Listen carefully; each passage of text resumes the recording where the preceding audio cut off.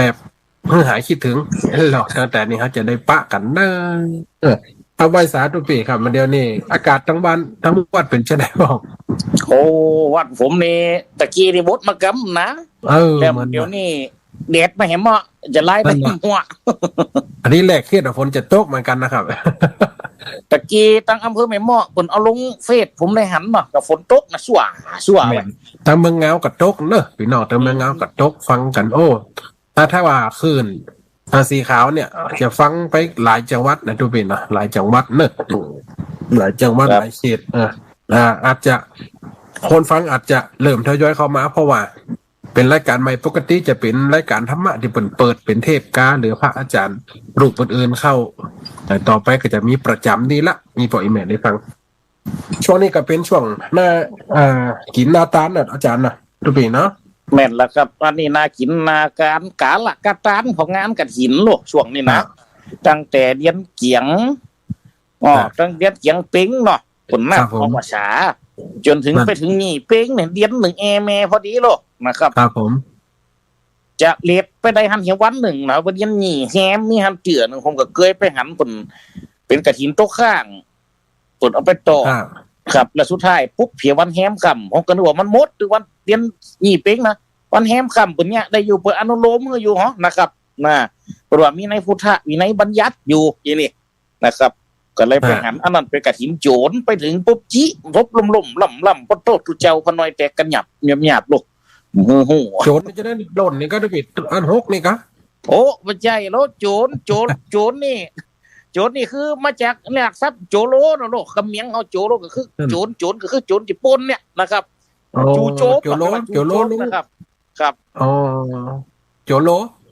ครับคำเมียงเขาเรียกโจโลนี่หรอนะครับเลิกบ่เนาะนะครับเขาไปฟ้องย้ำเลิกตาเลิกตาย้ำเขาหรอนะครับเลิกโจรนี่ดาวโจรนี่ดาวโจโลนะครับต้องเขาครับจะบอกบาลีกำไตแม่นะครับมันจะเป็นบาลีเป็นใจในเฉพาะโรงเฮานะครับกำนี่เนาะหรือว่ามันจะมีในภาคกลางก็อาจจะมีกำบัดหมูนี่อยู่แต่ว่าเขาไม่ได้ไปเพราะนี่ขนาดนั้นนี่นะครับแต่พอดีครับก็ได้ไปปุ๊บเนาะปดฟ้าเขาไปตัวของนั่นนะผลเอามาตอดวันเฮานี่ตอนเย็นฟิงโลนะครับวันแฮมขับจวนเข้าไปครับเป็นกฐินการเนาะช่วงนี้นะแต่ละวัดโลวัดผมหอมครัววันเนี้ยนะวันเนี้ยวันตุปีมีวันที่ยังครับวันที่3นี่วัดผมนี่วันที่3วันผมปุ่นวันที่9ปุ่นนั่นนะกะวัดตุปีครบอายุหรือกะกี่ขวบกะวัดตุปีศาสตราการ125ปีในการตั้งบันกิวดูแล้วก็วัดนี่ก็ได้85ปีครับยุบใหม่ตั้งใหม่ก็ได้75ปีหลังจากนั้น10ปีได้ตั้งวัดนะตุปีเราได้ทักทายปลาใสอีป่ออีแม่เขาตาคนแก่เนาะเขาก็มรดกลั่นนะมันมีนักตุปีคำว่ามรดกคืออันหยังมรดกก็คือสิ่งที่รักษาสืบต่อเนี่ยนะครับสิ่งที่รักษาดูแลและสืบต่อและส่งมอบนี่ตัวนี้ครับคำว่ามรดกเนี่ยนะติดดินนี่เหรอติดดินก็เป็นมรดกทรัพย์สินโลนั่นนะหอเฮือนเหรอหอเฮือนก็เป็นมรดกทรัพย์สินเหมือนกันโลนี่นะครับสร้อยแหวนเงินทองอีป่ออีแม่ตายละไว้ฮือครับอันนี้ก็เป็นมรดกหมดนี่นี่คือมรดกทั้งนอกนะตะเบนครับแต่ตั้งทำนี่ก็มีเยอะแยะแต่สิ่งที่หันเขาจะกันโตตลอดถ้าว่าฟังรายการอีปอยแม่บาละบ่ลืมยังรายการเขาก็จะได้ฟังกันไปเป็นเรื่องมีอันอย่างเข้ามาก็จะได้มามาจากันสิ่งบนเนี่ยแต่ก่อนทำมาเกิดถึงอาจารย์สนันทำไม่ที่อาจารย์เนาะแม่นล่ะครับแม่จันสมสายทารากาเนี่ยอย่าบูนกาเนาะปอด40,000กาเนี่ยเปิดจัดจัดรายการวันนี้เกี่ยวกับมรดกบัดเดียวมันบ่มีไหนละแล้วก็เขาเป็นพระเจ้าพระสงฆ์เขาก็ย่อมเอาตังทำเข้ามาแล้วก็บวกพันวกกับความเป็นไฟเป็นมาหรือว่าหีดบ้านกองเมืองเขามามาจากันจะเป็นสิ่งที่หิ้งหัวหิ้งหันตัวปียังกฐินผมจะถามด้วยนะกฐินเนี่ยมันมีอยู่หลายอย่างตัวปีเนาะหนึ่งกฐินสามัคคีกฐินมีเจ้าภาพและจุลกฐินมันมีหลายกฐินยังว่ากฐินทั่วไปเลยเหรอครับกฐินทั่วไปนี่คือปันตันอย่างไร กฐินทั่วไปก็คือกฐินสามัคคีนะครับจุ่มนุ้มจุ่มมาห่มกันหลายเจ้าภาพเนาะเป็นกฐินทั่วไปเขาเนี่ยส่วนมากลงเขาเนี่ยจะหันปรากฏกันนี่ก็คือกฐินสามัคคีเนี่ยครับนักที่สุดกฐินนี่คืออย่างตีสำคัญนี่เป็นตังกะก็เป็นปัจจัยเป็นอันอย่างพอเฮานี่มีครัวสปะเอาตัวปีเขามาฟอนน่ะต้นเฟิงต้นเตียนจุ่มหมากจุ่มปูฟ้าใจต่อมก้อมมีเชิงบัดเชิงเตียนมีสับปะดนสับปะต้นเนี่ยนะจองเกิบกว่านตีนอย่างกับเครื่องเป๊กมันกันนะครับเนาะอ๋อตีบ้านเฮาเปิ้นถืออย่างอันเพราะว่าสมัยตะก่อนเปิ้นถือว่าเป็นบุญใหญ่เหรอตัวปีเฮาไปสังเกตพอเตอครัวหมู่นี่จะเป็นครัวกำเนาะครับจะเป็นครัวกำก็กำบ่กับตัวปีครัวแผ่นกำนะครับตัวปีกำนี่นะครับมันก็กำบ่กับยังก็กำบ่กินข้าวจำข้าวใส่ปากก็กำรู้โอ้อันนั้นมาคนละอย่างคนละกำกันนี่กว่าหายเขายังกำไว้อันนั้นมาคนละกำนั้นมันเป็นกำอย่างหนึ่งสะกดเหมือนกันเนาะนั่นกออำกำนะครับกำในที่นี้คือกลลมนี่นะครับกำนี่คือกำมาจากคำว่าอย่างการกระตำเนาะครับเนาะครับกฐินนี่อย่างมันเท่าทั่วไปนี่สมัครจะเป็นกฐินสามัคคีนะครับเนาะเอาฟ้าไฟฟ้ามันสมัยตะก่อนนี่ได้ตัวจะได้ฟ้ามาแต่ละฝืนนี่ตัวเจ้าฮะพอรวมก็โตนี่โอ้ไปใหญ่แล้วเอาถ้าฟ้ารวมแป่งยีวรแป่งฟ้ากฐินกับพูดนอนะฮ้อนนี่จุ่มกันทึกตัวไปว่าโตอันนี้มันเป็นสำเนียงอุทานมันมีมันก็ต้องปีเป็นละทีว่าเหมือนกันก็กับบางหมู่บ้านกับธรรมโมมันอันนี้มันเป็นสำเนียงอุทานนะครับมันมีขึ้นมาเนาะครับเนาะแต่ว่าเรื่องของกฐินนี่มันเป็น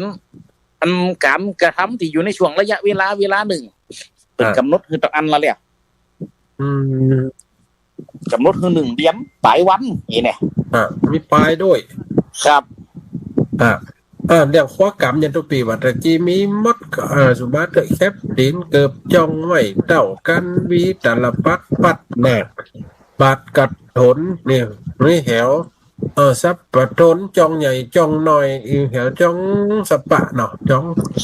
การมดโมนี่นะแต่ว่าตีป้าหัวใจแท้ๆขององค์กฐินคืออันอย่างก็ตุปีว่าหัวใจแท้ๆขององค์กฐินคือฟ้าพวกนั้นนะครับตุปีจำเป็นก็ต้องครบชุดก่อนสบงลังกาจีบอนอังสะต้องครบก่อนหรือว่าอย่างใดอย่างหนึ่งก็ได้โอ้เอาอันใดอันหนึ่งก็ได้นะครับแสดงมันอยู่ในไตรฮันเตอร์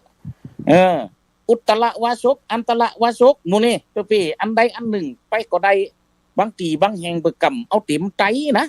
ครับเหมือนกับบางวัดบางวาครับบางทีเพิ่นก็ใจกับสังฆาก็มีนะครับไม่ต่อแต่ปัจจุบันนี้มันเป็นการหาผ้าง่ายครับเพิ่นเลยจำเป็นเอายกขึ้นตึงใจเพราะไหนๆก็ตานแล้วคือโคบใจไปเลยนี่มันหาง่ายนี่แหละเนาะตัวเป็นแม่นนะครับเพราะฉะนั้นกำสวดกฐินฮอดจะต้องครบ3อันนี้ต้องมี3อันนี้นะครับนะสังฆาจีวรสบงนะครับขอให้มันครบ3อันนี้เตเอาฮอดเนาะอิมังอันตระวาสยกังอธิฐามิเห็นหรอนะครับมันต้องได้ถึง3ลูกนะครับอุตระวาสกังนี่เนาะครับสบงลัง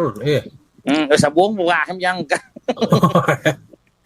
มีกรรมของปืนรู้นะครับ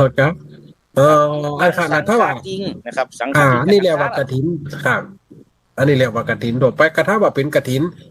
จุลกฐินนี่แล้วเขาจะได้ยินกันจุระ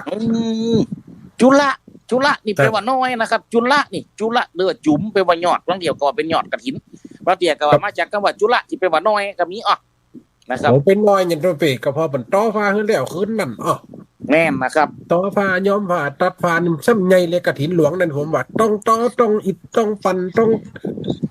ปั่นไฟแหนไฟสปะอิฐไฟว่าโอ้สมัยตะกอนนี่ที่5นะครับผมก็ไปห่วมวันนี้มีอยู่วัดหนึ่งเพิ่นมาด่าไว้ให้ก่อนโดดไฟเฟยเพิ่นเตรียมไว้พุ่นละนะตี5นี่เพิ่นเริ่มแล้วโลนะครับลูกมาไม่เจ้าเพิ่นตีกะครั้งนิ่งสักบึดเสียงแห่ปัดแห่แหนดังนั้นตัวเป้นั่นน่ะคือแสดงว่าต้องพร้อมละนะครับพร้อมละแม่บ้านแม่เฮียนคนเราคนแก่ดิ จ้างเกี่ยวกับไฟลูกบุญนะครับมาอย่างแฮนังนะเอาฟองกะอีดฟองกะนี่เนี่ยวันนั้นหมดดูนะครับตี5ลืมแล้วต่อย่อมครับตัดต่อย่อมนะย่อมนี่คืออันสุดท้ายนะทุกพี่เด็ดปลาน้ำผมไปพอบนต้มนะโอ้เด็ดปลาเต็กลงหันโอ้สีงามให้แม่รักเก๊ก็นะครับพอมันหยิบเนี่ยโลกครับโอ้โหเต็กฟ้าลงนึกกันกันเท่ายกขึ้นมาก็ไปตักแล้วมันเนี่ยแฮมสัก3เที่ยเนี่ยกองแหงเรียกหุ่มเจ้าเล็บกับเข้าไตแล้วนะกำนันครับมากับประมาณสักบ่ายโมงปลาย2 โมงเบิกกระดอดสิโลกเนี่ยครับจุลกฐิน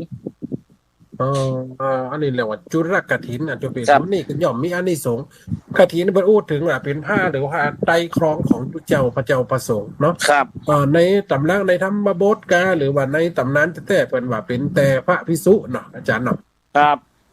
พระภิกษุลูกจากเมืองปาฐาครับเพื่อจะไปเมืองสาวัตถีแต่ว่าไปบัดตันเดินตามไปบัดตันไปย่างพักที่เมืองไทยรัฐหรือว่าไทยเพราะว่ารัฐถาที่นั่นครับผมพักอยู่หัน3 เดือนนั่งถือศีลบำเพ็ญภาวนาเพราะว่าถือปฐุทุดงพวัตเนาะแบบเข่งขัดสุดท้ายมากันยาวว่า3 เดือนได้เป็นไหนผ้ากับมีเปลี่ยนมีย่อม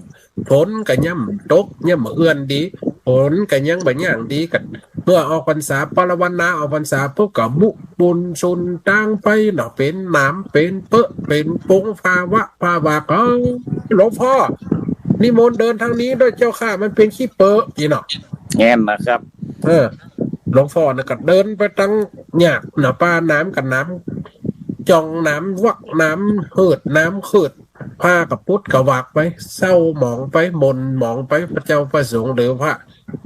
สงฆ์30 รูปกันเลยหมู่เนี่ยจะได้กะเขานั่นจะเข้าไปเอาพุทธพระศาสดาเนาะกระปีนมุดมิดอายเนี่ยการละอายเนี่ยทุกปีคนเฮานี่บาปพระเจ้าประสงค์คนบ้านคนทุกคนว่าทุกบ่มีกินบ่มีไผตามไผ2ต้องอีแม่นก็ครับทุกบ่มีบ่นุ่งบ่ได้นุ่งได้ยองหมู่พี่น้องดูแค้นแต่ย่อมยังเปิ้นยังเฮาเนี่ยก็ถ้าบอกคนทุกข์เขาฟ้องจันเหินยังฟ้าเสียตัวยังมาปุดมาป่วยว่าตัวย่ำซื้อผ้าใหม่ว่าที่มาใส่ยังมาปุดนะปุดน้ำแล้วหน้าแผ่นตัวไอ้บันกะไปกินไปตานไหนอย่าแม่น่ะมันมีตังโลตัวมีตังตัวมีมหาก็เปิดกะหิกะหาแล้วหากินตึงเจ้าไม่ลูก2 คนน่ะเนาะถึงวันนี้มันกระตึงจ่อยค่าหากินหาอย่างชาติจังละกะลูกตัวเป็นไหนหมด2 คนไอ้เก้าแล้วไม่ตั้งได้เนี่ยมันกะใหญ่เป็นบ่าวแล้วล้มกะจ่อยตัวเองได้กะถีกบรรยากาศห้องกะไปเป็นเจ้าเฮียคนไปเป็นนายเฮียคนโอ้เจ้าแม่นายแม่เนี่ยเลี้ยงลูกดีจะได้พอพ่อแม่ได้เป็นพระเจ้าเพียวนายฮะการลูกเจ้าตะคืนว่ากะขาดทุนนะไปเป็นเจ้านะเจ้าอันหยังเจ้ามือในภาคการพันนั้นบ่ได้ป้าแห่งความสิ้นหายตัวย่ำห้ามปามไปย่ำห้ามด่ามันละอ่อนตนแตนมันต้องฟังพ่อฟังแม่กะห้ามแล้วฟังก่อมันเอาทำไปกับมีกินมันม่วนมันว่ายุ่งกับมันกำได้นั่นเนี่ยพอดัดตุ๊กมีกินนี่ให้ตามให้2 ต้องแล้วก็ตัวกินข้าวกันหยังวันนี้ตัวกินข้าวกันหยังเป็นแกวันนี้เปิดกันของกินลูกก็มาชงไก่ KFC ก้ามันไปทำงานไก่จะอันน่ะใจไก่ต้มน้ำปลาใจชาบูไปใหญ่หมูจักพิซซ่าใจไม่ได้กินได้เปิดพิซซ่านี่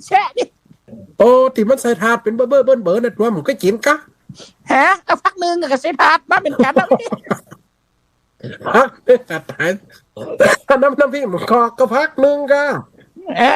แกนั่นน่ะมันช่วยง่ายเลยเปิ้นก็ปีแล้วเอาเสร็จตู้เย็นไว้เอามากินปีนี้อยากบอกตัวเฮ้ยมันไปกินได้อย่างตัวดีกันมันรู้ต้องรู้ใส่เป็นเส้นล้าเส้นเลิศมีกับมดอายุอะกะเป็นอย่างกินได้อยู่แต่กินมันได้นี่จะได้ สาดอย่าซบตัวเจ้าเนี่ย เก่งชอบตัวเจ้าเนี่ยคนเขาตุกเปิดกันยอมดูถูกดูแค้นนะเขากันเหล่าขวานกันเนี่ยนะวัดเตอเรื่องลูกมันเป็นแก้วเป็นกุ้นผัวมันก็ขี้เหล้าลูกมันก็ขี้แข่งให้โลอย่างเงี้ยปีนอกมันก็ป้อมเอามันเดียวตัวหันก็ หันแก นั่นนะกะเอาหัวมันพอเนี่ยกะหัวมันดีกับมีลูก แล้วตัวหูแล้วแกตัวหูแล้วแก ที่ยัง ลูกคนลานะ แต่มันเป็นเจ้ามืออย่างมันว่าลูกคนลามันเป็นนายอ่ะ มันเป็นนายอย่างงั้นเป็นกูหูข่าวมันอีเมิร์ดอะ เป็นยัง ปูนไปฮ่องกงปูน โอ้เปิดกับไปทำงานฮ่องกงกันได้เงินดีกับได้เงินเปิ่นค่าเงินสูงแหลกเงินไทยได้หลายหมื่น มันจะฮ่องกงนั่น กงไหน ติดคอก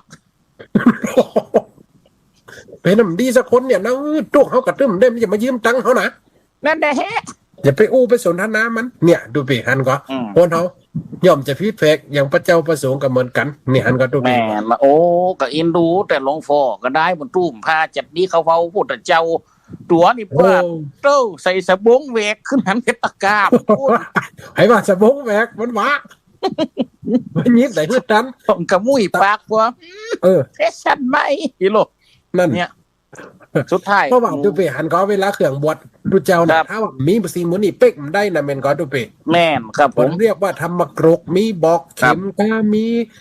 เขียงกองหน้ามีหมีนวนมีดมีใบมีดโกนจริงไหมเนี่ยพระเจ้าประสงค์กับหาในมันตันดูปีกับผ้ากันยังพุดวักมัดใช่มัดขวายุ่มคอดยุ่มหัดไว้ แม่นนะครับ จะเข้าพระเจ้าเนี่ยอย่างถือว่ากฐินอันนี้ส่งถึงแห้งหนักดูปีเพราะว่าอย่างดูปีว่าโอ้เพราะว่ามันถึงเป็นถวายย้ำปีขาดแขนลูกขาดแขนหนักกาไปเพราะที่พระพุทธเจ้าบัญญัติโดยมีไผมาขอนะดูปีครับแต่ก่อนเป็นสมัยก่อนทุกเจ้าเปิ่นจะไปจักผ้าปังสกุลในป่าน่ะอาจารย์เนาะแม่นเหรอครับจักมาผ้าเก่าผ้าเกียผ้าห่อซุปเอามาซักไว้เปิ่นห้องว่าอดิเรกกะลับนี่ค้นแขก1 ฝืน 2 ฝืนต่ออันโอ้กว่าจะได้ผืนจีวรผืนนึงโอ้ผ้าดอผ้าเป็นตอนเป็นเต็นเอามาดอกันนี่สเตียผ้าคนละสีก็มีนะครับเอามาพอเอาไปเยอะเนาะครับพอไปยังฟ้าลบเปิดขายกัดนัดนี่บางฝืนมันจะได้นะเอาฟ้าหลายสีมาต่อกันลูกนะครับนั่นปัจจุบันนี่ก็ยังมีบางวัดก็ยังยากอยู่นะครับในการทำจีวรแบบนี้เอามาคาสีให้ก่อนต้มน้ำนะครับคาสีย้อมใหม่นั่นแต่ปัจจุบันนี่กฐินนัทธารกิจที่ดอกเพิ่นนึกว่านะครับที่เพิ่นพิจารณากันนะผ้ากฐินทานกับอนิสังสะบริวารทั้งปวงนี้เอาไปฟังนะครับจะมีกรรมหนึ่งนะที่กรรมตนที่2ก็จะพิจารณาเพิ่นว่านะเป็นภูมิสติปัญญาสามารถนะที่จะกระทำกฐินนัทธารกิจจิโลเมื่อสำเร็จลุล่วงตามพระบรมพุทธานุญาตได้แสดงว่าทุกเจ้าทุกนั้นก็ต้องมีหูมีหมู่มีคณะมีลูกศิษย์นะครับวัดในท่าวัดจะไม่ตะกอนนี่ทำทุกเจ้านักคนตรอดได้เพราะว่าไปพาไปเรียกบางทีบางแห่งจะยิบมาฮือนะครับบางทีบางแห่งก็พามาฮือได้เนี่ยนะครับมันเป็นหน้าที่ของพระเจ้าประสงค์นะอาจารย์แต่ครับแม่นแล้วเพราะว่าข้าวกฐินเดี๋ยวพระพุทธเจ้าหวานน่ะไผมีผ้าก็เอามายิบเอามายิบเอามาปั่นกันปั่นกันปุ๊บแล้วเหมือนกับสิ่งที่อัศจรรย์สิ่งที่ลอยมาจากนภาอากาศเพราะว่าอย่างด้วยกันยิบด้วยปีปกติจะเนี่ยคนเดียวเนาะอาจารย์เนาะแม่นะครับแล้วในการได้กฐินพระพุทธเจ้าก็เลยว่ากฐินเนี่ยถ้าคนใดถวายทานก็ดีพระพุทธเจ้าพระพุทธองค์ได้บัญญัติขึ้นมาโดยตนเองมันทำไม่ไหวมาขอหลังจากนั้นจะมีอุบาสิกภิกษุณีที่เข้ามาถวายของแหลกก็คือนางประชาปฏิโคตมีก็คือแม่น่ะเนาะเป็นผู้ถวายทานเป็นคนติยกว่าขอคือพระเจ้าประสงค์รูปได้รูปหนึ่งก็ได้เอาตังไว้นี่เปิ้นก็เลยมีการอุปโลกเนาะอาจารย์เนาะครับอุปโลกขึ้นมาอันนั้นเรียกว่ากฐินละทานเนี่ยก็เลยคือพระเจ้าประสงค์สุดท้ายเป็นตกได้ภิกษุรูปหนึ่งเป็นภิกษุที่มีพรรษาอยู่กลางจริงๆแล้วอย่างว่า10 ตน20 ตนอยู่ในวัดประจำเป็นต้องเจ้าอาวาสก็ได้เหมือนกับอาจารย์แม่นครับผมเรียกว่าเราก็หรือว่าเราสงฆ์คณะสงฆ์ที่อยู่กันเป็นคณะนี่เมื่อพระเจ้าประสงค์น่ะก็เลยเป็นอุปโลกแล้วตกไปของคนใดคนนั้นก็ต้องกรานกฐินอนุโมทนานี่ได้เป็นอานิสงส์ ครับเป็นสิ่งที่ฮือหันครับบางปีบางแห่งทุเจ้าพระสงฆ์บางโตนมันใส่ผ้าจะขึ้นคล้องกฐินมันใส่ผ้ามอนนะครับแม่นผ้าเก่าเหมือนกับหลวงพ่อวัดเฮานี่ท่านพระครูนั่นผ้าผืนนั้นถ้าเพิ่นใส่นะครับมันจะมีแค่2ชุดอะลูกนะครับตอนนั้นถ้าว่าเพิ่นตอนนี้เพิ่นยังไปไหนได้มันจะถือผ้าให้2ชุดนะครับไว้ทายไว้เปลี่ยนนั่นนะวันขึ้นกฐินนั่นโอ้ผ้ามอนมันจะใส่ชุดที่เก่าที่สุดขึ้นนะครับนี่เป็นเพียพิจารณาอย่างไรโมดมันกระทบแก่เพื่อนมาหลุดตามหีบตามห้อยนั่นน่ะมื้อใดอันนี้พอเฮาถึงมันจะเป็นการเจาะจงหูแล้วก็ตามแต่มันก็ต้องเคารพในบางสิ่งบางอย่างนี่นะเพิ่นอู้ฟังนะครับอันนี้ครูเพิ่นสอนไว้นะกันได้อ่ะตัวเป็นอย่าจะให้ผมมาคล้องใหม่ผมใส่ผ้าเก่าขึ้นไปในวิหารได้ถ่ายรูปเอามางามเหรอโอนโคตรโลกถ้าซุนตุนให้ก็ต้องผ้าเรียบหน่อยเหรอเขาจะเปลี่ยนผ้าใหม่หรอเปลี่ยนผ้าใหม่แล้วก็ทายผ้าเก่าเอโลครับเนี่ยอันนี้สงฆ์กฐินเปิดละแค่เฮือกแค่เดือนเดียวแต่อันเมื่อพระเจ้าประสงค์หรือภิกษุรูปใดได้รับกฐินได้ผ้ากฐินแล้วเปิ้นเป็นผู้ที่มีอันนี้สงฆ์5ประการเนาะอันนี้สงฆ์5ประการหรือว่าบุญ5ประการพร5ประการเนี่ยสามารถจะจาริกไปด้วยบอกครูบาอาจารย์เลยว่าหมู่คณะก็ได้เปิ้นฮับนิมนต์สอนก็ได้อีโลเปิ้นเปิ้นห้องว่าสิทธิพิเศษอีกนะอาจารย์นะครับสิทธิพิเศษอันนี้คือการอยู่ในกลุ่มคณะเพราะสงฆ์เนี่ยต้องอยู่เป็นคณะฉันเนี่ยจริงๆเป็นฉันในบาทแต่สามารถร่วมกันตกวงกินได้อีโลเปิ้นว่านะในฮั่นนะในพรน่ะนะนี่ก็คืออานิสงส์เป็นอานิสงส์แห่งกฐินที่ภิกษุที่นั่นได้รับผ้าแล้วสามารถจะคล้องผ้าหรือว่าบ่เอาผ้าไปในที่พิธีหรือว่ามีผ้าครบก็ได้เนี่ยครับอันนี้คืออานิสงส์ต้องจำเป็นต้องสังฆาอย่างไปก็ได้เป็นอานิสงส์แห่งการทานอันนี้คือการละทานเอาอูเรื่องหูตีไปตีมาเมื่อการทานเป็นอย่างนี้แล้วเมื่อเขาทานอย่างคนเฒ่าคนแก่ประตั้งได้เพิ่นกันเนี่ยมดบางวัดกับมีบางวัดกับมีจมพ้นหน่อยใจทุกปีหันออกข่าวครับบางวัดก็น้อยใจนะทุกเจ้ามีหันปีจะปีซื้อจะติดทุกเจ้าให้น่ะแม่นละที่หลวงพ่อเฒ่านะปดมาถามโลกแม่นละคนได้ก็มาถามยังยากยังกุปีผมก็เคยจัดผมเคยมีน่ะเปิดก็มาถามอันท่านมีกฐินก็เฮามีล่ะเนี่ยบางคนน่ะกฐินได้เท่าได้แสนฝ่ายมันอย่างกับบุหรี่กันเนี่ยทุกเจ้าแม่นนะครับชาวบ้านถ้ามีเฮาก็น่าจ่อยกันทุกปีว่ะแม่นนะครับในกฐินแต่เฮือได้น้อยกันได้แต่อันน่ะกฐินดินไหนเอาสามัคคีคดีสามัคคีบางคนก็อนุโมทนาดีได้ยากอีกนะบางคนก็กฐินตั้งเตี่ยตั้งแถวแสนมันนี่ได้500,000 600,000ได้ล้านปลายกันเดียวบางคนก็อวดกันแม่นมันเป็นการอวดจะทุบปัจจัยไปเห็นหนักตัวปีนะเพราะว่าเข้าใจผิดว่ากฐินคือเงินต้องหนักอีเหมือนกันตัวปีจริงๆคือผ้าน่ะเนาะแน่มาความจริงคือผ้าแม่แต่ผมมาหันโยมที่เพิ่นเคยติดตามครูบารูปหนึ่งแต่เมื่อที่เพิ่นจะเอากฐินมาตอดผมในทุกปีก็ถึงหันเนาะนะครับถ้าเพิ่นมาปี1เพิ่นรู้เฮาลูกศิษย์ที่เพิ่นจะกลับมานะ1ผ้าให้ฟื้นจะเป็นผ้าขาวก็ได้ผ้าเหลืองก็ได้2ก็คือหยังเข็มได้ที่เป็นชุดนะแต่ครูบาเฮาตัวหนึ่งเพิ่นจะให้ลูกศิษย์เพิ่นกลับมาตลอดนะครับครัวหมู่นี้คนละชุดแล้วตั้งมีหอมก็ได้แต่ขอคือมีครัวหมู่นี้นี่เอามานะครับโอ้บางปีได้เป็นปอกเป็นเข่งผู้ลูกว่าหมู่นี้นะครับว่าเกี่ยวกับกฐินหมู่นี้นะครับเป็นปอกเป็นเข่งเพิ่นไม่เพียบอกเข็มบอกได้ผ้าขาวผ้าสีสปะบางทีก็เอาผ้าจิตหน้าก็มีนะครับขอแสดงว่าเป็นผ้าเพราะว่าพวกกฐินหมู่นี้สำคัญมันอยู่ที่ผ้าบางคนก็ซื้อสบงมาเป็นน้ำเลี้ยวบางคนก็ซื้อจีวรมาเป็นน้ำเลี้ยวนะครับแต่เพิ่นมือเอามาเต็มไตเพราะว่าเพิ่นจะมีเต็มไตอันเป็นอันเอกนะเพิ่นว่านะครับโอ้นั่นก็เป็นอันห่วมกันนะครับเป็นบริวารกันไปนี่จริงๆมีก็ได้จันนะแม่นครับมีก็ได้ความจริงนะเดี๋ยวแม่ไปหัวนี่เพราะว่าอันมันเป็นความเชื่อลูกนะครับมันเป็นความเชื่อแต่ความเชื่อเพียงมือความเชื่อเนี่ยมันไปรวมกับว่าเงินคือตัวเป็นตัวกฐินนี่แหละครับเป็นอู้ไว้เนาะเป็นเทศไว้นะครับเพื่อให้ฮู้ว่าผ้าเป็นตัวกฐินแต่อีนี่กับว่ากฐินนี่คือตัวของผ้าแปลว่าไม่สะดึงที่เฮาเอาเป็นโค้งเป็นแบบเป็นตัวหลากนะครับ เป็นห่างของจีวรเป็นห่างของผ้าหมูเนี่ยนะครับเต่าห่างเต่าแม่นครับเป็นเต่าห่างของขั้วหมูนี่นะครับไม่สะดึกคือมาตีเป็นผืนตะเอียเด้อนะครับไอ้มันกับเขาจะเป่งบ้านเป่งเงินเปิดกระจดดาไว้เนาะแม่นะครับจดดาไปมาอีงั้นหลังนี่เสาอยู่ตัดนี้ตุ่มแล้วเจนผาจะอยู่ตัดนี้เปิดจะหูห่างอะลูกเนาะครับเต่าห่างไว้ผ้าทุเจ้าก็เหมือนกันเพราะถ้ามันจะพอวัดตุบิจีวรจะเป็นตานะพอเป็น5 ขันก็มี9 ขันก็มีเปรียบเสมือนที่ว่าการดูให้นะเนาะข้างนั้นพระอานนท์เนาะเป็นผู้อุปถากขึ้นไปอยู่ยอดเขาฮิสกูดก็ด้วยเว้ยแม่นแล้วครับพอลงมาให้นะพอลงมานาเข้าเหลืองเนี่ยเนาะโอ้ไว้สาเห็นหรอกกับพระสัมมาสัมพุทธเจ้าพระผู้เป็นตรัสรู้ผู้ตื่นผู้รู้ผู้เบิกบานโดยธรรมถ้าว่าจะให้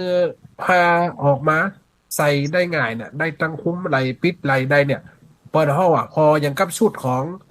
นางเป็นยิงพอเท่ายิงน้ำเมืองก่อนครับ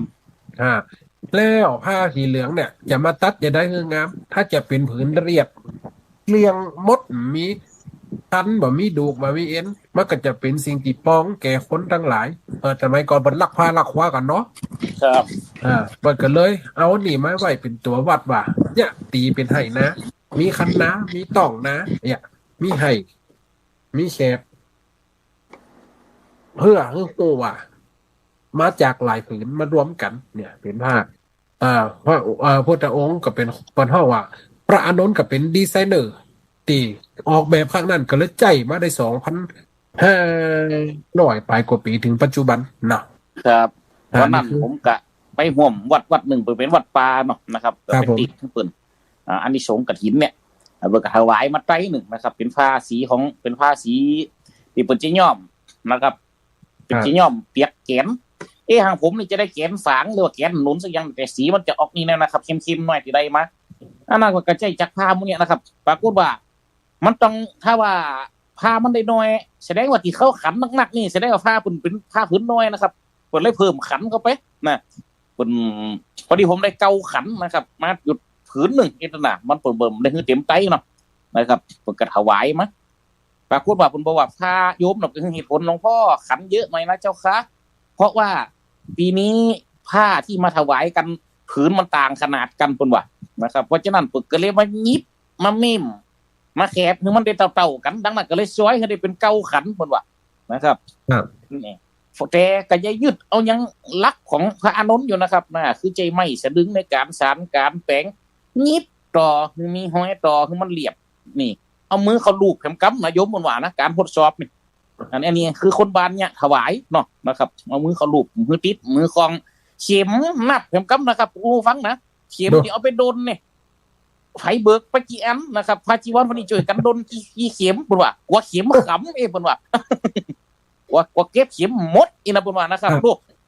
เป็นสิ่งที่สำคัญอยู่ตัวเข็มนี่มันจะมีโรงงานผลิตอย่างเดียวนะฝนน่ะบางทีก็เอากลางป่าบางทีก็เอาจากกระดูกสัตว์เนาะบางทีจะเอา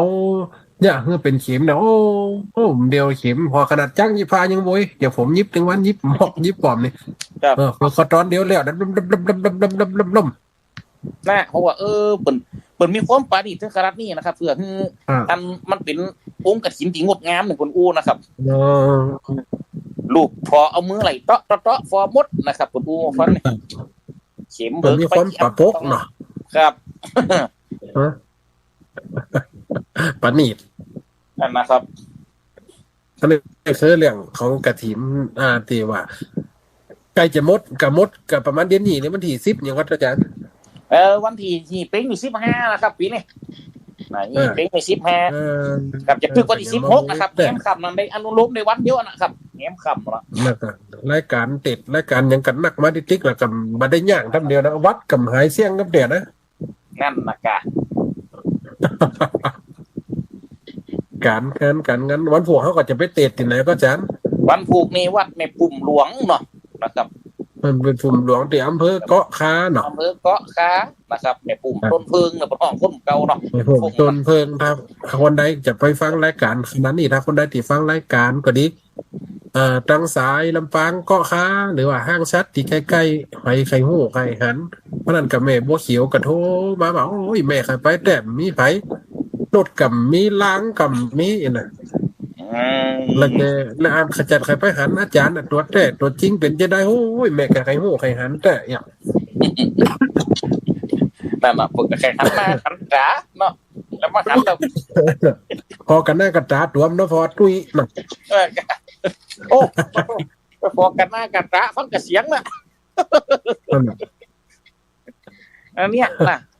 เพราะว่าฟังไทยจะไปกับไปกันพูดช่วงนี้กับบ้านเฮาก็เป็นการต้านกฐินเนาะผมว่าก็มีแฮมบางศาสนาเปิดก็มีนะครับวันนี้ก็เป็นวันอย่างของเปิดนะช่วงนี้ของศาสนาฝรั่งเปิดก็เป็นฮาโลวีนอีกอ่ะเนาะแล้ววันปล่อยผีเปิดลุ้นเฮากับเฮาแล้วไปแล้วร้องเฮาใน12เพลงหรอแม่นเฮาใน12เพลงโอ้ก็มันก็ห่างกันบ่เหมือนนะตัวปีอ่ะมันมีมดเพลงมหาเกียงดับนี่มันก็ห่างกันบ่เหมือนน่ะนี่แสดงว่าจันพิธีกรรมตั้งผีเบิกกระหางกับพิธีกรรมตั้งผีห่มปนักบ่เหมือนนั่นน่ะทุกศาสนาทุกนิกายทุกผมเชื่อมันจะเชื่อเรื่องผีคนเฮาเนี่ยก็ย่อมมีสิ่งมันเนี่ยเฮาก็ทำบุญทำทานไว้เฮาเจอเรื่องบุญเฮาก็ทำบุญเฮาเจอเรื่องบาปเฮาก็อย่าได้ทำบาปมาสิ่งมันนี่เป็นสิ่งที่เกาะกันไว้เนาะอาจารย์มันมี2ด้านเนาะมีบาปมีบุญมีคุณก็มีโทษมีประโยชน์และไม่มีอะไรเลยอย่ามีสั้นมียาวมีขาวมีดำมีขำมีลอนมีค้อนมีมันเนี่ยครับมีขันมีก๊อกมีหลอกกับมีเปิดนั่นเนาะมีเหิดกับมีให้ถ้าให้ด้วยเหิดด้วยละจำโอ้นั่นกับผีบ้าแล้วถ้าให้ด้วยเหิดด้วยนะตัววันนี้ตัวซื้อแซ่ก็ซื้อแล้วเล่นยังเจ้าตัวเด็กนี่มาได้บอกได้จะฟิวโอ้กับมันออกแล้วเนี่ยตัวซื้อเล่นยังเดี๋ยวฮะแล้วมันออกยังนะตัวซื้อ472ก็แม่นแล้วข้างบนกันแล้วเล็กเดียวมันเป็น20 ปีเนี่ยปนยินดีตัวเนอะตัวได้แซ่ดันฟังใจฟังเนี่ยเฮินล่ะเฮินขึ้นเฮินล่องไปฟอเอาไปมาแต่ยังหวานก็ซื้อมาเมินน่ะก็ยังทุกปีหวานน่ะก็ไปมาเฮินจะดีหน้าใหญ่ออกหน้าแห้งตัดยักนะครับนะก็ยังเฮาลองเกิดบ่เตอะนะครับพอสิ่งโมนี่มันเป็นสิ่งที่อันอาศัยซึ่งกันและกันเนาะทุกปีเนาะนะครับอาศัยซึ่งกันและกันก็ว่ากันบุญเนี่ยนะมันก็เป็นสิ่งดีแต่ศาสนาอื่นบ่ก็สอนมันแนวอันอย่างกับที่ผมว่าฮาโลวีนเนี่ยผมก็บ่พอสมัยตะก่อนกำหันสักเตรียมเดียวนี่เอาน้ำแก้วนะมาควักมาควักแป้งแม่เต่งแม่กันนะครับเนี่ยครับทุกปีแล้วพอกลับเพิ่นเอาน้ำแก้วควักน่ะเพิ่นเอาหยังใส่ในน้ำแก้วฟักแก้วเพิ่นเอาหยังใส่ในฟักแก้วโอ้ผมมาฟอเฟ่นั่นเขาเอาหลอดไฟนะครับใส่บ้องน่ะเอาหลอดไฟเอาเทียนใส่มันอย่างกับกลมบ้านมันเฮาก็โมกอย่างกันกำแล้วกับผมมาฟอเพราะนั่นก็หันผมก็ยวดไปฟอไปเนาะอันนั้นเสปอกก๋วยเตี๋ยวคือบางๆแกะเป็นแม่นะแต่ว่านี่ไอ้ตัวกับฟอได้เสร็จยังมาห้อยกุมเดียนหนีไปฟอไกลๆไปเคี่ยวกลางง่างฝ่องก็อยู่บนเฮียนบนเฮากับกายลุ่มกับอู้กันพี่น้องจะไปแต่งผีกับก่อนปะตัวเฮาได้ยินพวกขนลุกก็โตกามึงแต่งกูกับพวกกัวเฮ้ยเฮียน้ำจะไปสู่ผีลงกาจะไปแต่งผีกันพี่โลเขาก็กลัวมาปะกับเฮาลำแรงแต่ยักษ์พอกับปุ่นกันอันเนี้ยดูปีนะครับบอกว่ามันก็ห่างกันเพราะเมื่อเฮานี่มันเป็นช่วงกลางพอดีฮาโลวีนนี่เนาะนะครับระหว่างเดือนนี้กับเดือนเกียงนี่เดือน12นี่3เดือนอยู่นี่นะเปิ่นก็มีวันปล่อยผีของเปิ่นเฮาก็มีวันปล่อยผีเฮามีเดือนนี้เพิ่นก็มีแต่เฮาเปิ่นมีคือปีใหม่กับเปิ่นโหดน้ำเนาะครับเปิ่นโหดน้ำมันเปิ่นเป็นบ้านหนาวพี่ได้อย่างที่เอาไฟโหดกันก็ได้รู้เนาะโอ้ไฟนี่เป็นของนี่จ้องใจมันลังนี่โหดกันนะจ้องใจมันนี่เอาน้ำอุ่นก็ได้เอาต้มน้ำอุ่นโหดกันโอ้ฝั่งอุ่นแท้น่ะก็ต้มมื้อน้ำบวยจุ่มน้ำบวยกาวปงอเนี่ยยังมาฮดมันอยู่จุ่มไปเนี่ยนะครับ มันเป็นแต่ละพื้นที่แต่ละที่นี่มันเหมือนกันแต่คติความเชื่อคนเฮามันห่างกันบ่นักนะเพิ่นว่านะครับผมว่า แม่นเนี่ยอาจารย์จะฟังก็ว่าเนี่ยยังพูดถึงกฐินนะบางคนก็เนี่ยกูปีต้นเฮาก็เอากูปีหอมกูปีกับป้อกะนักอากาศใหญ่อย่างที่บางคนคิดจะอันดูปีบางคนกับหอมนะบางคนกับทำนะครับ บางคนก็ว่ามันเนี่ยอยู่ตลอดสิ่งมันนี่กับมันประโยชน์ยังอย่างทั้งข่าวพระเจ้าก็ออกข่าวทั้งวันพอนะแต่ว่ากับไปประท้วงที่หน้า2-3นั่นเขาลุกคุยจัดตัว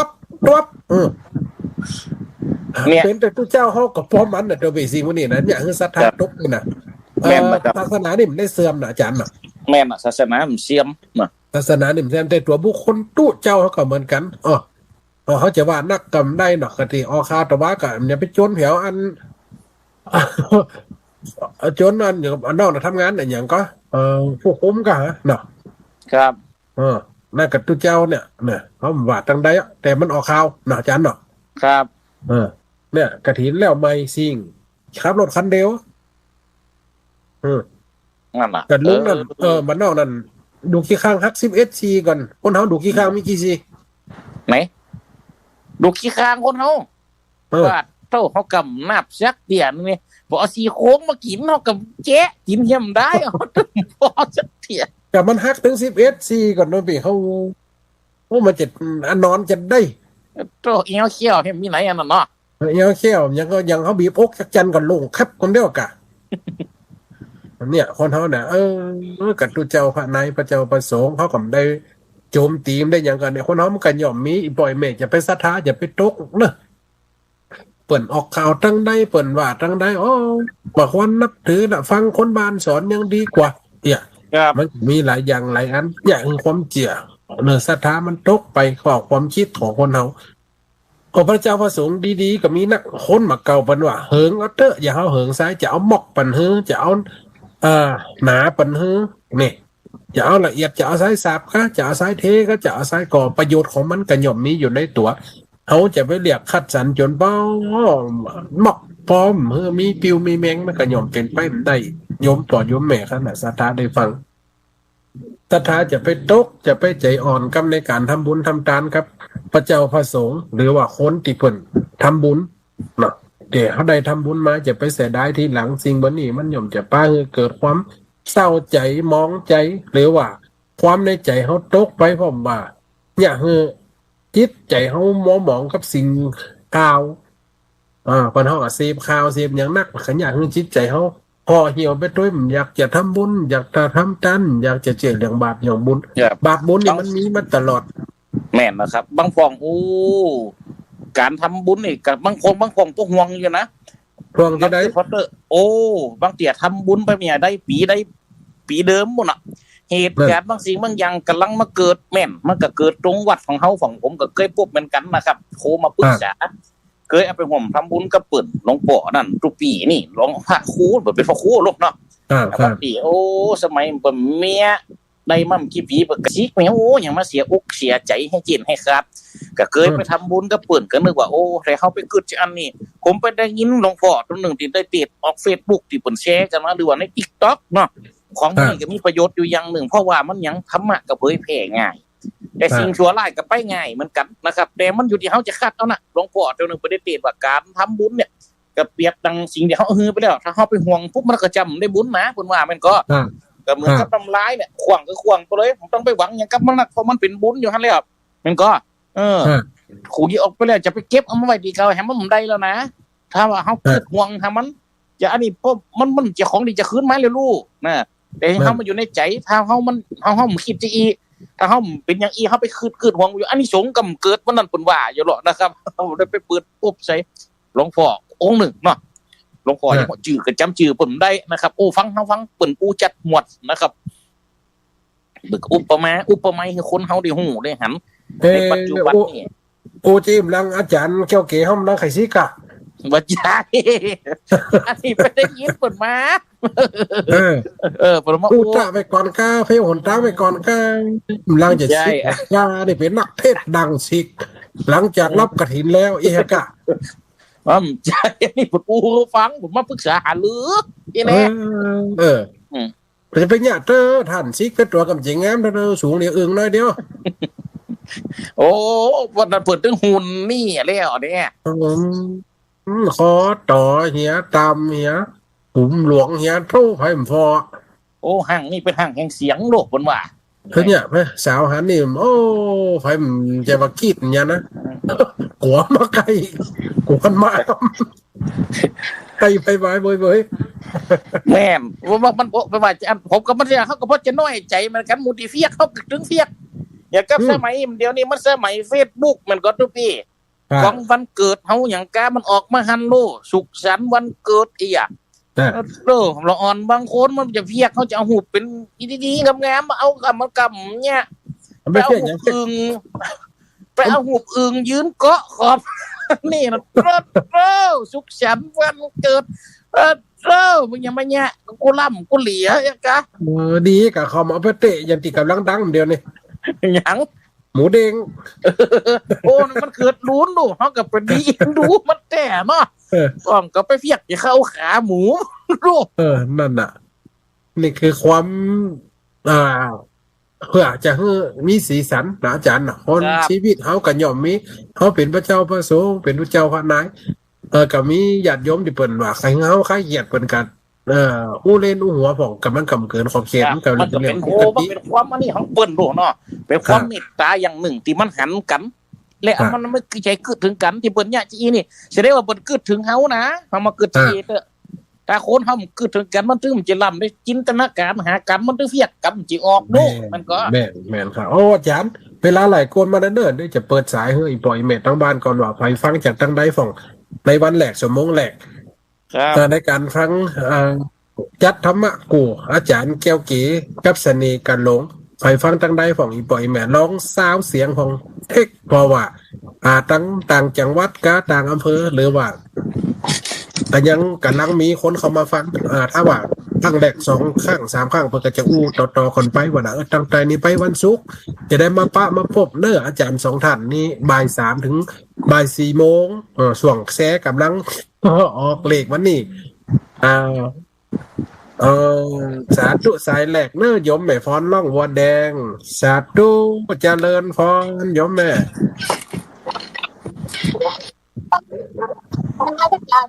สาธุแม่ฟังวันนี้ได้ฟังตันเนาะวันนี้เนาะข้างแรกเนาะย้ายสาธุอันนี้ขาประจำเนาะยมแม่เพิ่นจะฟังคืนฝ่ายหินเนาะ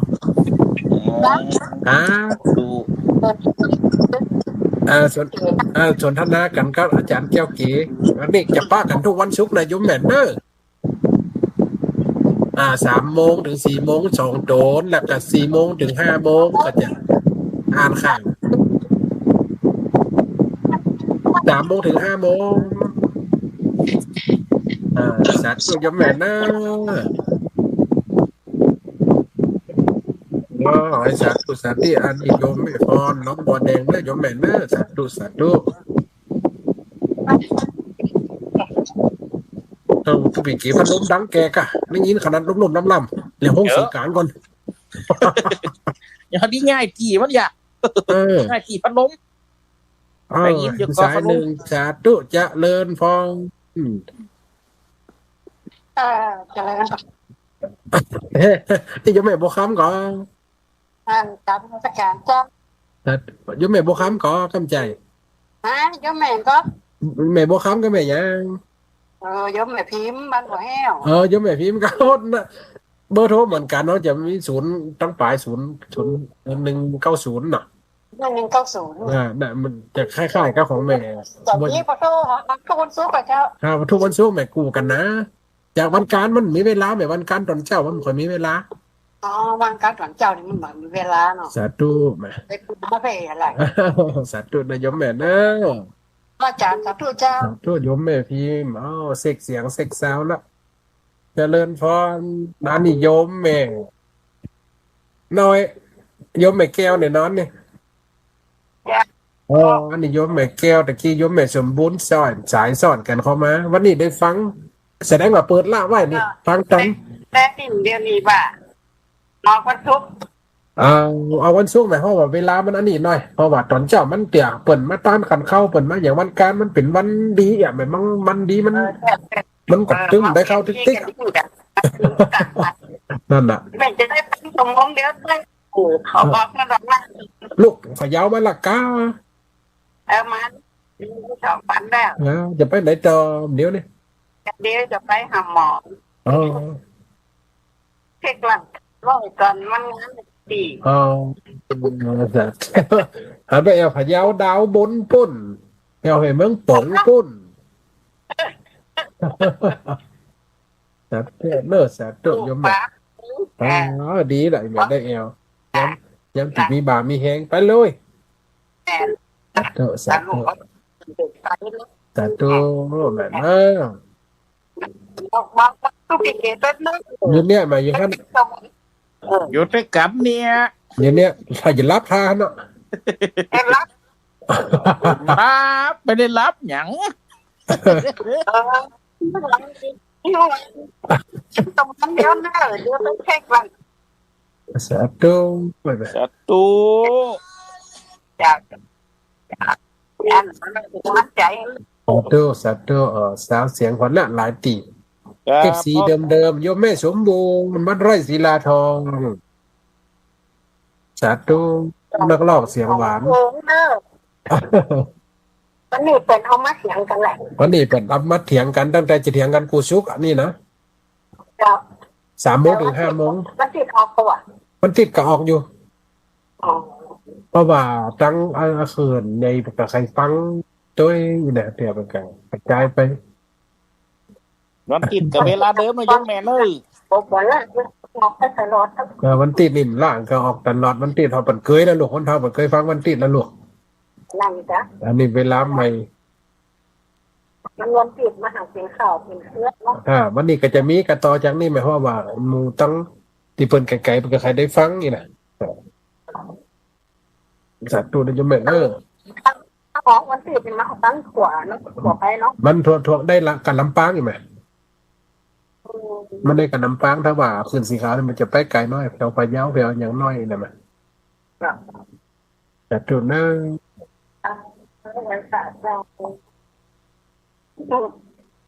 อันนี้โยมแม่สมบูรณ์ครับพี่อ้าวแหมสายหนึ่งสัตว์ตุจากทางใดเจ้าสัตว์ตุจะเลย เจ้าท่านนะจ๊ะ สัตว์ตุทางใดเจ้าแม่ หนอนน้อยบุญไม่ได้ฟังแก้ว เอาวันนาฟานวันนี้ชัดเจนนะแม่เนาะพอคืนใหญ่นี่จะชัดน้อย ฟังร้อนเหมือนมีมั้ง สัตว์ตุนั่นแม่เนอะพอมันจะชัดเจนนะครับว่าคืนลำปางนี่ข่าวต้าสัตว์ตุ กำลังใจให้เลิกแรง สัตว์ตุสัตว์ตุ ศัตรู ก็จะได้ฟังอ่ะทุกวันศุกร์เนาะ วันศุกร์อะแม่ศุกร์สัตว์ตุเนอะอยู่แม่ เจ้า ถ้าว่ามันติดเนี่ยมาคืนมันไกลไหมมันได้เฉพาะกับลำปางมันจะได้แค่เสริมงามเหียแม่เหมาะกับเขตตั้งตายตั้งบันตั้งไหนเปิ่นได้ยินชัดบอกไก่มือคนเท่านี่นะแล้วอีนี่คืนมันกระจายไปไกลน้อย ครับแล้วไผติโทรมาพี่นี่คือโทรไปเบอร์ของท่านเสน่ห์กาหลงเด้อ จานสักนะครับ ผมนี่ถ้าห้าปุ๊บมันก็จะรุดเนาะนะครับ อ๋อนะครับไปก็จะลุด ฟอกมันใจโทรศัพท์ในการต่อนะครับต่อลิงก์ อ๋อ เนาะ ลิงก์รอต่อลิงก์นะเนี่ยอาจารย์เนาะเขาได้อู้กันได้สนทนากันเดี๋ยวก็จะอ่านข่าวให้อีปอยแม่ได้ฟังต่อครับเดี๋ยวนี้จะได้ฟังข่าวติดใน2 ข้างนะติดใน2 ข้างเราจะได้ฟังกันตอนนี้ก็คือเรื่องแห่งบุญแห่งตานเนาะไปถึงเดือนนี้เนาะคำนั้น ครับ จะเริ่มเดือน4ก็จะมีอยู่นะปัจจุบันที่ก็มีตานเข้าใหม่ก็ยังเขาก็จะได้อู้กันเป็นเดือนไปอาจารย์นะได้อู้กันเป็นเดือนได้อู้กัน ประเพณีวัดผมมี3เป้งอ่ะนะวะ ผมกันเนี่ย3 เป้งของ4 เป้งแผงแล้วฟัง ครับ ตั้งที่ไกลๆจะมีไผได้ฟังกันจ้าตั้งได้กันฟ่องอีปอยแม่แม่สุคนน้องยางบุษาตุโยมแม่ ข้าพเจ้าเจ้าพระอาจารย์สององค์เจ้า สาธุ เขาอยากจะฟังพระอาจารย์เจว่าเรื่องต่างนะ เรื่อง อย่างพระรำพระเหลือพระอาจารย์ยุ่งสุดเลยนะ นั่น เลี้ยง เลี้ยงตามสุดก็เปลี่ยนแหละรอฟังวันติดเนาะ รอฟังวันติดบ้าง เจ้าของทางซ้ำ สาธุมา ก็ได้หรือว่าถ้าหากจอมพอนี่พระอาจารย์อยู่ไรนี่ด้วยกอง บะหมี่ไหมฮะจอมพอนี่เพิ่นจะเป็นชุดเก่ากะฮะ แล้วก็ปีหก หกมาเป็นชุดเก่าทีมงานนักจัดรายการเก่ายัง เจ้าพอนี่จะว่าแต่ไม่ต้องหาจากด้วยนะเจ้า อาจารย์ทรงชัยเนี่ยเป็นไปถั่วเนาะเป็นพระธรรมญาตราอยู่เตี้ยวไปหาอีสานเนี่ยหรอกนำนาดึกก่อน แต่เจ้าเป็นยังไม่ผู้หญิงเนาะ เป็นจีนนอกงาน เจดี สาธุมา เจ้าอย่าฟังคิดหลังตลอดเจ้าฟังเที่ยงเจ้า สาธุมา เจ้าสาธุเจ้าอาจารย์ทั้งสามก็ปาไปเนอร์ทั้งสองลูกเนอ สาธุ ประตู อันนี้เป็นนั่นปีอัมพาป่าแห้งหรอก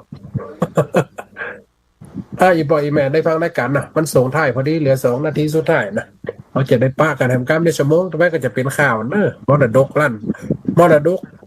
มาทำลั่นนะภาษาอาจารย์เกี่ยวกีกับสนีการลงกันมาถึงท้ายรายการในการสนทนาเดี๋ยวจะได้ฟังข่าวกันต่อไปใจปล่อยแมนนะหรือปีฟ้าข้อคิดสคิดใจนะส่งนี้เป็นส่งเทศกาลมาอาจารย์ก็ฟังสักหน่อยเนาะ ครับบุญกินบุญตามเนาะมันเป็นสิ่งที่เฮายังว่านะมันมีตัวมีตนมันพอห้ามหันแต่มันเป็นสิ่งที่ไม่ห้อยนะบุญนี่นะเพราะฉะนั้นคนเฮานะถ้าทำไว้ปุ๊บเฮาเจียว่ามันมีแต่มันก็ถึงมีแต่เฮามั่นใจว่ามันเป็นบุญแต่มันก็เป็นบุญแต่เพราะฉะนั้นศรัทธาต้องหลายช่วงนี้การกฐินอันใดดีๆก็ช่วยกันสืบสอนเอาไว้นะศรัทธาบรรดาผู้ใหม่พี่น้องเนาะเอากับป้ากันทำเอาไว้บุญนึงบอกไว้โลกปลูกเอาไว้ถั่วเตาแตงงาผลออกมาก็เป็นถั่วงาแตงเต้าเนาะเฮาทำบุญมันก็เป็นบุญมันเนอะปัจจัยอื่นมันก็เป็นไปบันไดเพราะฉะนั้นก็ขอฝากไว้กับคณะศรัทธาบรรดาผู้ใหม่พี่น้องไว้นะโอกาสนี้ขอเจริญพรนะครับเนอะ สาธุเจริญพรเนอะ